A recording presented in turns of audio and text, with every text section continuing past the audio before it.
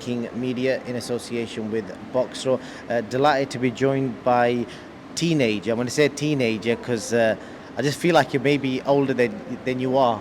Do you get that often? Brandon Scott? Yeah, Brandon Scott. No, I get people saying to me all the time. They say, "Oh, how old are you now?" And I say, "Oh, I'm 19." And they go, "You're still a teenager." Eddie Hearn actually said he didn't know I was a teenager until after my fight. He thought I was like a man. I think he must have thought, "God, man dressing up as Spider-Man." He must have thought, "What the hell's wrong with him?" But he didn't know I was a teenager till after the fight. So I don't think a lot of people realise how young I actually am. But like I said, I knew that turning pro. I turned pro when I just turned 18 years old. So there's advantages and there was disadvantages, but I'm just capitalising on all the advantages as much as I can. You definitely are, Brandon. As we were just saying, I first met you about a year ago. You fought on a small hall show on an AstroTurf in Wales. And I was that impressed. We'll talk about the post-fight interview in a bit, but I remember speaking to Pat Barrett, who was a promoter of that show, and I said, this kid is special, he's entertaining, and he can fight. I can see him being on TV, and he proved me right a year later. Yeah, well, that's mad you mentioned it. It was about a year ago, because it was actually a year ago tomorrow I made my professional debut. And then a year later, I'm here in London, sitting in a Hilton hotel that's been paid for me to sign a promotional deal with Matchroom. And I was August 13th I last seen you, and like I said, it was the small hall show, and the small hall shows are great. You know, professional boxers, they need the small hall shows to build their careers, but I feel like I've kind of taken a shortcut, but everyone's been texting me saying like, "Oh, you've made it, almost like the job's done now." And I have to kind of say to them, look, it's great, I've got a Matchroom, I'm ecstatic, I'm so happy. I'm like, but that's not the job done. What I've done is I'm on the ladder now, and now I start climbing the ladder. It takes a lot of people. Usually, a lot of boxers don't get on to like these big stages until they're mid to late 20s. Usually, they go through the GB team, which again, mid to late 20s. They do the small hall shows, build up for a title, mid to late 20s, early 30s. I'm still a teenager, and I haven't had a great amateur experience. You look at all these GB Olympians. I had a good amateur pedigree, but nothing stand out, and now I've just shown, obviously I can fight. I know I'm a very good boxer, but I've shown if you can be different and you can stand out from the crowd, how far I can take you. Because 19 years of age and I've just signed a promotional deal with Matchroom. You definitely have, mate, and like I said, you definitely bring entertainment outside than inside the ring. But when we did that post-fight interview, and the only thing I can remember you saying was like, I remember you was 18 at the time, and I remember you saying I've got a 12-inch cock. And when you said that, I'm thinking, what? It was like a post-fight interview. It was like you just randomly slipped it in. I was like, what's he talking about? My manager Lee is convinced that I have ADHD. And we're in a calm environment now. We're in a hotel lobby. There's no one around, so I'm not going to say, you haven't got to worry about me saying anything stupid. But I remember, it's just, when the cameras are on me, it's almost like, bleh, it's like word vomit. I said, interviewing with you, where did that come from? I got a 12-inch cock. Why did I say that? And I remember at the Eddie Hearn press conference, Sky Nicholson was sitting next to me, and I was looking quite nervous. And she went, "Are you nervous?" I was like, "No, I'm not nervous." She said, I say stupid things when cameras are on me. I said, "There's a lot of cameras here right now." And I said, "I'm just worried about what I'm going to say." And she went, "Oh, you're going to be fine." And I was like, "Yeah, I hope so." And then Eddie Hearn said, he let me go on, and I was speaking. And I said, "Yeah, well, Gavin told me this is going to be like the time I lost my virginity." I said, "Well, if that's the case, then we are in for a quick fight." Why did I say that? Why did I say? And it had like 600,000 views on social media. I'm like, well, that's my chance of ever having a girlfriend just gone. But look, it's great I say things like this. It is good I say, because it gets you out there. But I do sometimes. I'm sitting in like my hotel room now, and I'm looking through some of the things I do. I'm like, where did that come from? Like, you said that on camera about, it's going to be a quick finish, but you can correct it now if you want to correct it. Yeah, well, okay, let's just put it this way. All through that week then, I was getting, my nickname is Boom Boom, but people were making fun of me for being like kind of a quick shag, so they started calling me Boom and Done. So I thought to myself, do you know what now? I have to make this fight last. People are ribbing into me so much for being a quick finisher, not in the way I want to be a quick finisher. I thought I got to make this fight last. So yeah, let's just put it down to that. That's why I went the distance. Yeah, well, like I said, mate, it's all banter, just for clarity. I'm pretty sure when the time comes, Mrs. Scott will give us a full review of that. Um, and just talking about your training situation, just tell the fans who don't know who you train with, and who's going to be looking after your career, management-wise, etc. Eddie Hearn. No, I got a great team around me. I got Gavin the Rock Reese, he's a former world champion. I'm not saying like, oh, he won a few belts, he was good. He was a world champion. There was a point in his life when he was the best in the world, and he's my trainer, passing on his knowledge to me. I've got Lee Eaton with me. Lee's got as my manager. He manages world champions. He manages world title challengers, manages European champions, all the way down to small domestic titles. He's got so many good boxers, and now I'm with Eddie Hearn as well. Matchroom boxing, arguably, well, I would say, the biggest platform in the world. So I feel like I'm pretty cut out. Like, how am I going to word this? I'm in a good place for success right now. I got a great team around me, and I'm looking forward to seeing where I go from here.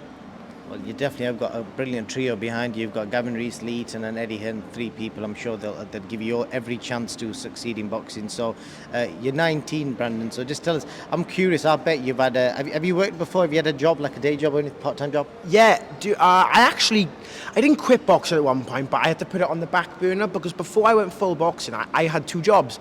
I used to work in a care home. I used to work night shifts in a care home with people with adults with learning disabilities, and I was an apprentice plumber.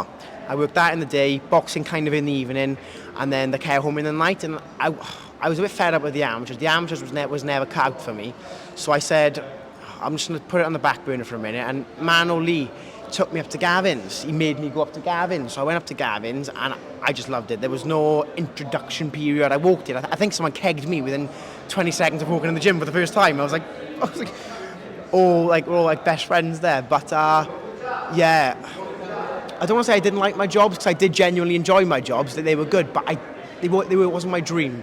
So it was my dream to be a world champion professional boxer. So Gavin said he would take me pro, but he wanted to see me spar some adults to make sure I was ready for that. I was ready for it, because I was, like you said, I was only 18 at the time. No, I was 17 at the time, just about to turn 18. So he took me to spar Tony Bogue's gym, to spar Welsh champions, the pros, and I did really well. So Gavin said to me, right, do you know what? I'll take you pro. You proved you can do it. I'll take you pro. I went home. I quit both my jobs that day. I don't make as much money now, but I don't need to make money. I still live with my parents who support me. I can get sponsors on board now. So I may not make as much money now, but I don't really care about money. Money means nothing to me, and it never will mean anything to me. People like Conor Mitchell there, British boxer. Kevin Mitchell. Oh, so his son's Conor Mitchell. Sorry, Kevin Mitchell, British boxing legends. That they're coming past me. They're just shouting my name. I'm like, this is surreal. It definitely is, and your personality, and obviously most importantly, you're going to be judged by your boxing. You're not daft. But before I get to, I've got to ask you, I'm curious, what was Brandon Scott like working in a care home? Because I can imagine you doing the most craziest things. You must have done something crazy in a care home. Oh no, it was the night shift, so it was the night shift. We could not go out and do anything, but I used to be great. I genuinely used to get along with them. We used to just watch TV all night. We'd watch TV all night, and I'd send them to bed, and I'd stay up and watch films. That's all I really could do. But yeah, no, part of me does miss that part of life, because it was a good time. It was a point in my life that I look back on fondly, no matter how successful I get. I'll always look back at that memory and cherish it. So I'm in a lot better position now than I was then, but it was definitely a good time in my life.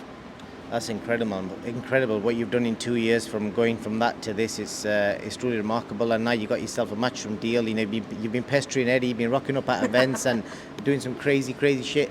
But with regards to when it comes to fights, are you going to continue this? Entertain the fans, come in different costumes and different attires? Well, it's just me.